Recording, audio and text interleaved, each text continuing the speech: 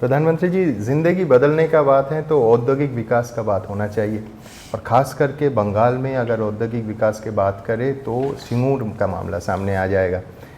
ममता बनर्जी के आंदोलन से टाटाज ने जब सिंगूर छोड़ी तो सीधा आपने सानंद में उनका स्वागत कर लिया।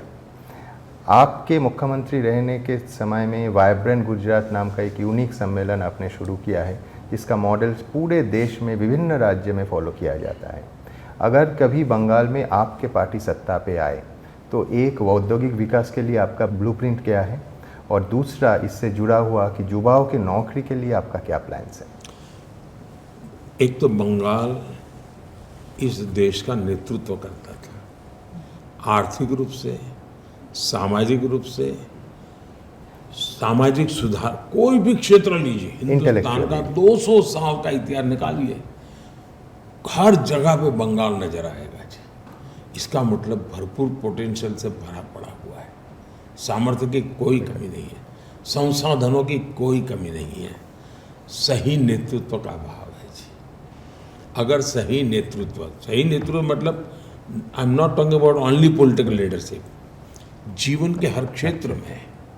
अब मुझे बताइए जी, फुटबॉल की दुनिया में हर बंगाली के डीएनए में है फुटबॉल, लेकिन मेरा देश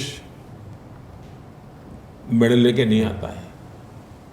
अगर मैंने ठीक से उसके पीछे ध्यान दिया होता तो मेरा बंगाल का फुटबॉल पूरी दुनिया में वो नंबर 1 पे होता। मतलब है एकदम, किसी ने ध्यान देना चाहिए था। ट्रेनिंग नहीं है, इन्हें केयर करनी होती, लीडरशिप देनी पड़ती, किसी को करना होता है। एग्रीकल्चर में क्या नहीं है साहब, कोई मुझे बताए बांग्लादेश के जूट से मेरा जूट वीक क्यों है?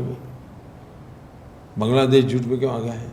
रेडीमेड गारमेंट बंगाल में क्या कमी है जी? रेडीमेड गारमेंट बांग्लादेश से मेरा आगे जाता है, नहीं जाता? नेचुरल रिसोर्सेज क्या नहीं है जी?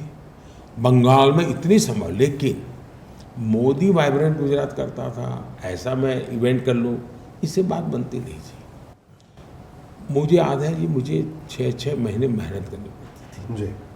मुझे प्रोफाइल तैयार करता था कि भाई यहाँ ज़मीन मिलेगी, यहाँ पर बिजली ऐसे मिलेगी, यहाँ पानी ऐसे मिलेगा, यहाँ पर लाइसेंस ऐसे मिलेगा, ये काम करने के लिए ये आदमी आपके जिम्मे लगेगा। ये सारा करते थे, तब जाके इन्वेस्टमेंट आता है जी। ये जो दुनिया जो बदल रही है, फ्यूचर एशिया का है। तो साउथ ईस्ट एशिया इलाका जो है, उसके सबसे बड़े कैपिटल कौन से? साउथ ईस्ट एशिया तो कोलकाता एंड गुवाहाटी, कोलकाता एंड गुवाहाटी। हमें उस रूप में सोचना चाहिए कि हम भारत के एक शहर ऐसा नहीं है, हम साउथ ईस्ट एशिया के अंदर गेटवे एक सबसे बड़े लीडर बनेंगे आप। गुवाहाटी एंड कोलकाता में वो ताकत है। इन दिनों में जो गुवाहाटी में इंस्टीट्यूशंस खड़ी कर रहा हूँ, वो सिर्फ गुवाहाटी के लिए ऐसा नहीं है जी। वो मेरा मन में साउथ ईस्ट एशिया के लिए बहुत बड़ा पोटेंशियल मैं देख रहा हूँ। मैं साउथ ईस्ट एशिया के लिए, और इसे मैंने एक्टिव पॉलिसी बनाई, उस पर काम लगा हूँ। और दूसरा, अभी जो हमने कॉरिडोर का बनाया है, यूरोप, मिडिल ईस्ट और सऊदी अरबिया ने रोल लिया है, यूएई ने रोल लिया, उसका सबसे बड़ा बेनिफिट कलकत्ता को, सबसे बड़ा बेनिफिट कलकत्ता। अब जब अवसर आते हैं तो रोजगार के बिना तो हो ही नहीं सकता कोई काम।